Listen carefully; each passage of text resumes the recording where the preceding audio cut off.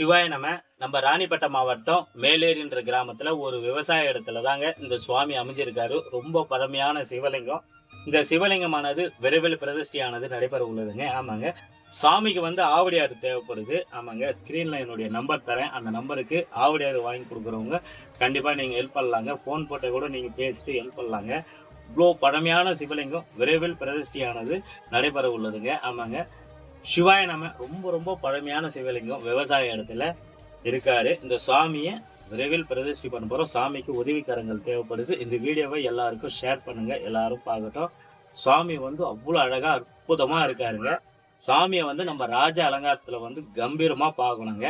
சிவாய எவ்வளவு அழகா இருக்காரு பாருங்க. எங்க அப்பா நீசன் சிவபெருமாங்க. சிவாய சிவாய சிவாய ஓம் நம சிவாய. படைத்தலும் கருணை, காத்தலும் கருணை, அழித்தலும் கருணை, மறைத்தலும் கருணை.